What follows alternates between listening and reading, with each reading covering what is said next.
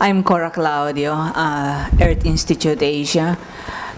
I have two questions. You mentioned that the United States has more inequality now.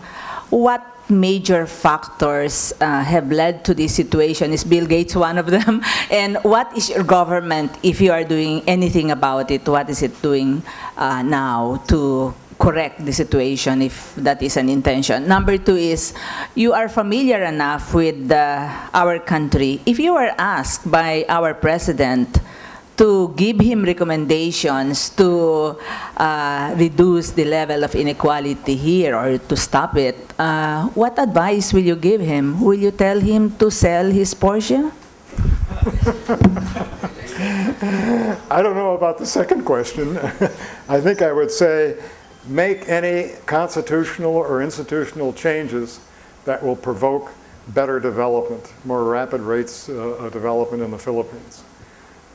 That is going to be central. I know that's a trickling down view, but I tend to believe it, that faster development from this very poor growth rate, things are looking better of late, but very poor growth rate over 25 years to something a lot better.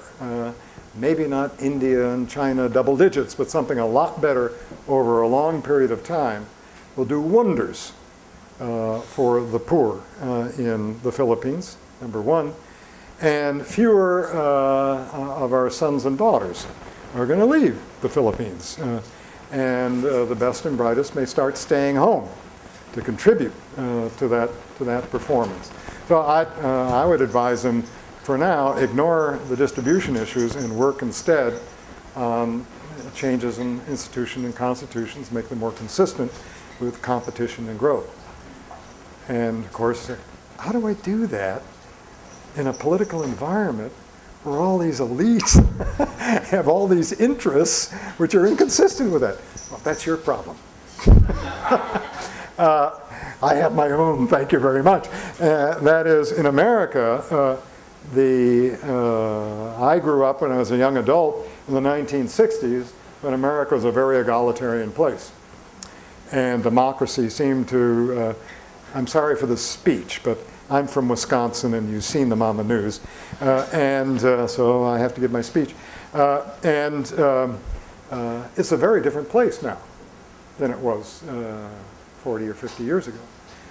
And now the rich can buy the votes. Not only that, they can buy the courts and have. The Supreme Court is being bought by dollars. And a lot of voters have noticed this, but many of them who are not elite have just simply said, I have no control over this, I'm a victim, and they have quit.